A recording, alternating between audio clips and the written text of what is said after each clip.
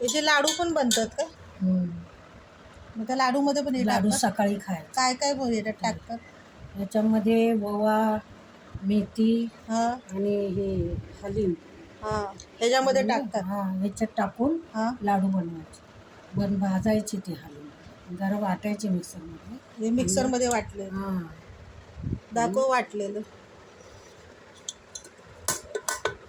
असं हाताने घेऊन टाक. एवढं जाड पातळ कसं पातळ करायचं याला एकदम. गव्हाचं पीठ चाळतो ना हा ती चाळून घ्यायची. ते चाळून काढायचं. हे असं कसं बनवायचं? लाडू बनवायचे का याला पिठल्यासारखं बनवायचं? याला लाडू बनवायचा असेल तर घी जरा गरम करायचं हा आणि गूळ हा ते एकजीव करायचं. हा गरम गरम घी टाकायचं हा आणि अशी वळवायची. लाडू बनवायचे. लाडू बनवायचे. आणि ज्याला लाडू नसन बनवायचं त्यांनी कसं मग ते करायचं? असं सकाळच्या पारी 2 चम्मच ते पाण्यामध्ये टाकून हा गूळ टाकून उकळायचं हा आणि त्याच्यामध्ये शिजून घ्यायचं. त्याच्यामध्ये जसं शिजून आपण खीर घ्यायचं. शिजून घेतो ना हा पण त्याला सारखं हलवायचं नाही तर खालीच जळणार.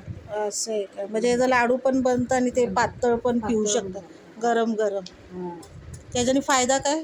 आणि कमरेला चांगलं असतं. अजून हाडांना, कमरेला, हम्म, तापेला चांगलं असतं. चांगलं असते ते. तू सकाळ सकाळ पिते तू? हां. तुझं आता वय किती आहे? 70. 70. 70 होऊन गेले का होणार आहे? होऊन गेले. 70 होऊन गेले. 70च्या पुढे.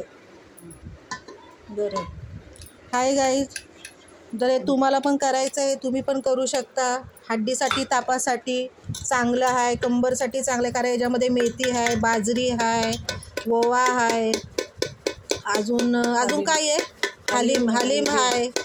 हे तुम्ही घरी करून हे जे लाडू बनवू शकतात. या पातळ पण बनवून तुम्ही या पिठल्यासारखं पण बनवून तुम्ही खाऊ शकतात गूळ टाकून. पोळीची पावडर बी टाकायची. पोळीची पावडर पण टाकून तुम्ही सगळं मिक्सचर करून तुम्ही हे बनवून खाऊ शकता. त्याच्याने तुम्हाला कसं वाटलं, चांगलं वाटलं या कसं वाटलं ते मला तुम्ही कमेंटमध्ये लिहून पाठवा.